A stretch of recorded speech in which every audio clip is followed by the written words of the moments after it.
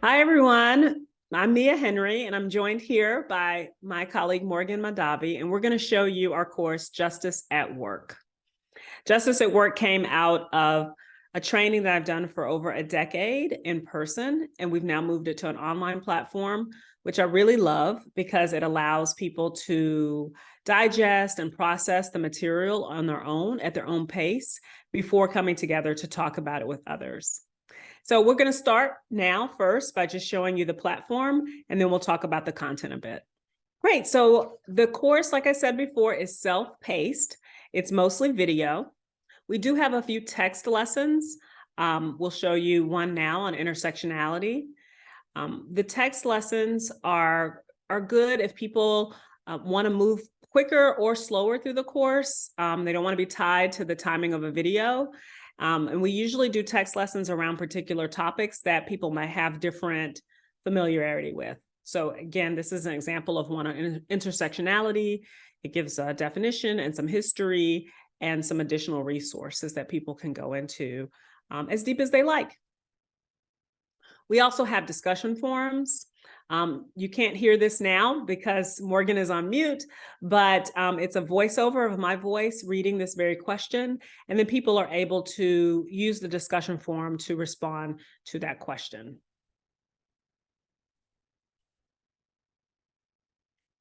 When people are finished with their lesson, they hit complete and continue at the bottom. And so you'll see Morgan just did that, and you can see in the navigation bar to the left, you have a checkbox there showing that you've completed the lesson. We also have PDF templates that you can use to download on your own computer. Now, with the discussion forums, everyone can see your responses, but with the downloadable fillable templates, these are private responses that you can add in and save privately on your computer. We can't see your responses to these. And then finally, you can see Morgan on the left navigating through the navigation bar for the whole course. So you can see at a glance what the topics are for all 5 chapters. All right, so that's the platform. Now we're going to talk a little bit about the content. So our course starts with about 10 minutes of guiding beliefs videos, a welcome from me, the instructor, an explainer video helping people understand the technology and the navigation. And we have a land acknowledgement for Chicago, where I created the course. And then the rest of the course is broken up into 3 topics over 5 chapters. The first chapter and topic is connecting identity and power. The second and third are understanding oppression. And the last 2 chapters are our third topic, working for justice. And we look at that through both the history of resistance and the work of solidarity. In the first chapter, we start with the power flower that we showed you before. And we really take time for people to explore their own identities and connect their identities to this concept of power. We focus in this first chapter on what is power, how power can be gained, and how it can be used. And then the rest of the course, we talk about how power can be used to oppress, which is to restrict power from others, and how it can be used to bring more power to more people, which is the work of justice. So for the second and third chapters, we use, for understanding oppression, we use the 5 faces of oppression, a framework offered by Iris Marion Young. And these 5 faces of oppression are exploitation, marginalization, powerlessness, cultural dominance, and violence. And we think this is really important because it helps us move beyond diversity in describing the work that we need to do in order to fight oppression and build the worlds that we need. So each of the next videos through chapters 2 and 3 are about each of these 5 faces of oppression. We're going to show you one really quickly on exploitation. So I always start the video off with a definition of the term exploitation, or whatever term we're talking about. And then we look at it in the personal, interpersonal, cultural, and institutional levels. So for example, here in exploitation, we can internalize exploitation if we believe our labor is not valuable or deserving of compensation or credit. Or it can show up in our relationships if we take advantage of others, if we take credit for others' work, if we expect uncompensated work that benefits us as individuals. We also, in the exploitation chapter, talk about it happening at a cultural and institutional level, right? We look at it, we look at the theft of indigenous land. We look at this institution of slavery, the system of enslavement. We talk about convict leasing. I do have a few personal notes throughout the course, and one of them is this one in exploitation, where you can see a picture of Reeves and Orvie Wimborne, who are my maternal great-grandparents, who were sharecroppers in Alabama. And I introduce you to them to illustrate the system and the harms of sharecropping as an exploitative practice. Every chapter, then we talk about some more current examples in exploitation. We talk a little bit about migrant work and payday loans, right? Things like that. But really the point of these chapters and the videos are to share with you the frameworks so that you can use the frameworks to apply them to your own experiences and communities. So the key question for exploitation: whose labor is overused, undervalued, not compensated, or undercompensated? People can choose to answer that question in the discussion forum to the right or on one of the fillable templates that we have.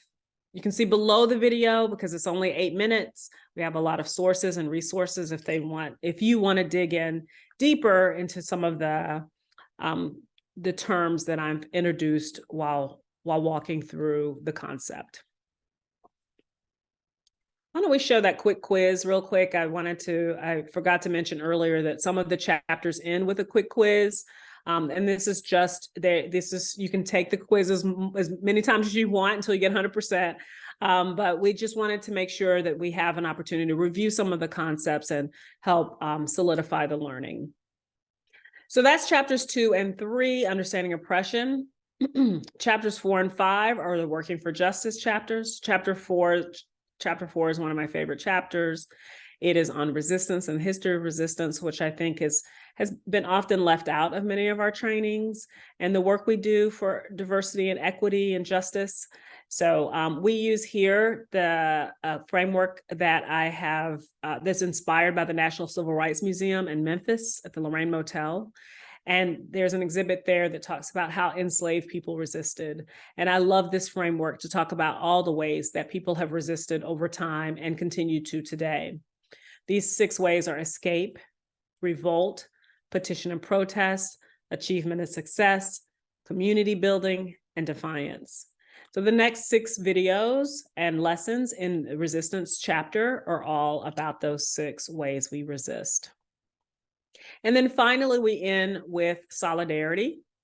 And we talk about solidarity. Well, actually, I do a review of the whole course at the beginning of this video. So we go all the way back to the Powerful Hour and our discussion on identity and power. And then we talk about how power can be used to oppress and how people have resisted oppression. And then we encourage, this is our invitation to people taking the course, to commit to solidarity actions, which start with the self and work all the way up to systems change. So these are the 6 solidarity actions we recommend you think about after taking the course, and then you have fillable templates to complete this on your own as an individual, as well as a team. We end, so that's the whole course, content-wise. We end with a few racial equity resources, an invitation to join us in our family hour every month, which is available to anyone who is enrolled in the course. We also have a Black, Indigenous, people of color processing circle we hold every month for people who identify as BIPOC who are enrolled in the course as well. So all of that is listed at the end. We recommend, again, that this be a hybrid experience. So yes, you take the course as an individual on your own pace, at your own pace, but we hope that groups and organizations will meet with one another to talk about each of the sections. And we recommend that groups come together to meet after they finish chapter 1, after they finish chapters 2 and 3, and then once they finish the course, after they've done 4 and 5. So at least 3 times we recommend that you meet. And to assist with this, we have created a discussion guide. So this discussion guide is linked right below the introduction video and also available to you on our website. So you can look at the table of contents. We'll take a look at that really quickly.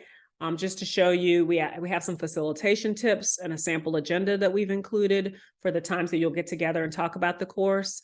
And then we have some recommended discussion questions and activities for the 3 times that you meet while you're taking the course. All right, we also have opportunities if you would like to bring me in to support your group debriefs of the course. I'm happy to do that, but we recommend you start with creating your own time within your organization to talk about debrief and think about how to apply the concepts. And we're here to support you the whole way. All right, I think that's all we have for now. Thanks so much for watching this demo, and let us know at all if you have any questions. You can reach us at learning@freedomlifted.com.